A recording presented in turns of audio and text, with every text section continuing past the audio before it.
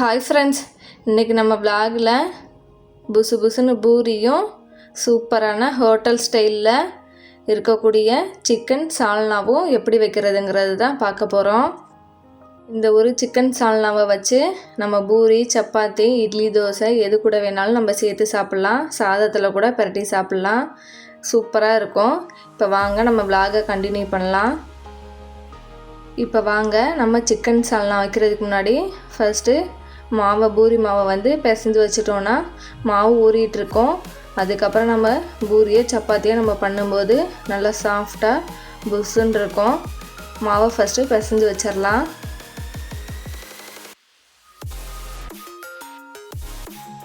எங்களுக்கு தேவையான அளவுக்கு நான் கோதுமை மாவு எடுத்திருக்கேன். இந்த மாவு நாங்கள் வீட்டிலே ரெடி பண்ணி அரைச்சது. நாங்கள் கோதுமை மாவு அளவாக வந்து வெளியில் வாங்க மாட்டோம். வீட்டிலே நாங்கள் முடிஞ்ச வரைக்கும் ரெடி பண்ணி மில்லில் கொடுத்து அரைச்சிட்டு வந்து வச்சுக்குவோம். அதில் தேவையான அளவு நான் கோதுமை மாவு எடுத்திருக்கேன். சால்ட்டும் எண்ணெயும் சேர்த்து நல்லா மாவோடு மிக்ஸ் பண்ணிவிட்டு இப்போ வந்து கை பொறுக்கிற அளவுக்கு சுடுதண்ணி காய வச்சு இப்போ மாவு நல்லா பிசைஞ்சு எடுத்துக்கலாம். லைட்டாக கை பொறுக்கிற அளவுக்கு சுடுதண்ணி காய வச்சு மாவில் ஊற்றி பிசையும் போது மாவு நல்லா சாஃப்டாக இருக்கும். அதுக்காக தான் கை பொறுக்கிற அளவுக்கு சுடுதண்ணி காய வச்சு ஊற்றி பிசைஞ்சிட்ருக்கேன். ரொம்பலாம் தண்ணி சுடணும்னு இல்லை, லைட்டாக காஞ்சதுன்னா போதும். மாவை நல்லா பிசைஞ்சிட்டு அப்படியே ஊற வச்சிடலாம். இப்போ சிக்கன் சால்னா வைக்கிறது எப்படின்னு பார்க்கலாம் வாங்க. பாத்திரம் எடுத்து வச்சுட்டு கொஞ்சமாக கடலெண்ணெய் சேர்த்துட்டு சோம்பு, தாளிப்பயிட்டு எல்லாமே சேர்த்துக்கலாம். கொஞ்சமாக சின்ன வெங்காயம் சேர்த்துருக்கேன். ஒரு 100 கிராம் போல் இருக்கும். அந்த எண்ணெயிலே வந்துட்டு இஞ்சி பூண்டு பேஸ்ட்டும் வதக்கி விட்டுட்டு வெங்காயமும் வதங்கி வந்ததுக்கப்புறம் ஒரு 3 தக்காளி மிக்சியில் அரைச்சி சேர்த்துருக்கேன். தக்காளியை முழுசாக சேர்க்குறத விட இது போல் பேஸ்ட்டாக அரைச்சி சேர்க்கும்போது சால்னா வந்து டேஸ்ட்டாகவும் இருக்கும், பார்க்குறது கலர்ஃபுல்லாகவும் இருக்கும். கிரேவியும் வந்து நல்ல திக்கான கன்சிஸ்டன்சியில் இருக்கும். அதுக்காக தான் நான் அரைச்சி சேர்த்துருக்கேன். உங்களுக்கு வேணும்னா நீங்கள் பீஸாக கட் பண்ணியும் சேர்த்துக்கோங்க. இப்போ ஓரளவு தக்காளி நல்லா பச்சை வாசனையெல்லாம் மாறி எண்ணெய் பிரிஞ்சு வந்துருச்சு. இப்போது நான் 1 கிலோ போல் பிராய்லர் சிக்கன் எடுத்திருக்கேன். அதை கழுவிட்டு உள்ளே சேர்த்துக்கலாம். சிக்கன் ஃபுல்லாத்தையும் உள்ளே சேர்த்துட்டு மிக்ஸ் பண்ணி விட்டுக்கலாம். இந்த மசாலா கூடவே கொஞ்சம் நேரம் வேகட்டும். அப்படியே மூடி வச்சிடலாம்.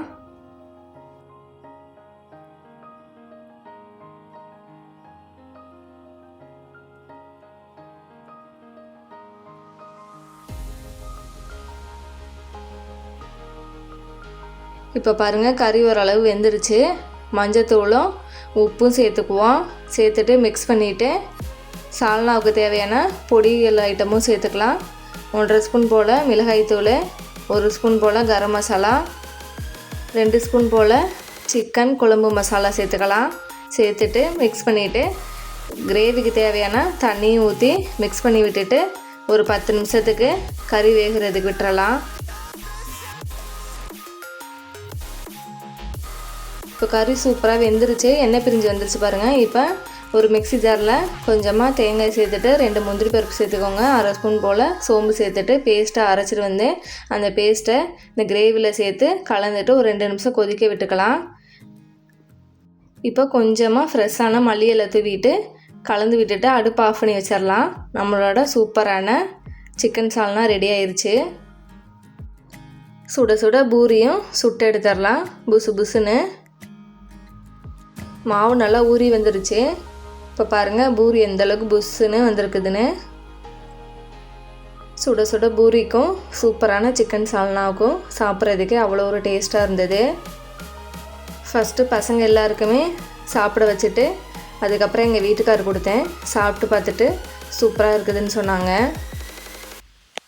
நாங்கள் எல்லோரும் ஃபேமிலியாக சிக்கன் சால்னா சுட சுட பூரி சேர்ந்து உட்காந்து சாப்பிடும்போது சூப்பராக இருந்தது. எல்லோரும் எத்தனை சாப்பிட்டோங்கிறதே ஞாபகம் இல்லை, அந்தளவுக்கு சூப்பராக இருந்தது. இந்த சிக்கன் சால்னா உங்களுக்கும் பிடிச்சிருந்ததுன்னா நம்ம வீடியோக்கு ஒரு லைக் கொடுத்துருங்க. இது போல் ரெசிபி வேணும்னா நம்ம சேனலை மறக்காமல் சப்ஸ்கிரைப் பண்ணிவிட்டு கமெண்ட்ஸில் சொல்லுங்கள். நாளைக்கு வேறு ஒரு விலாகில் பார்ப்போம். Bye friends.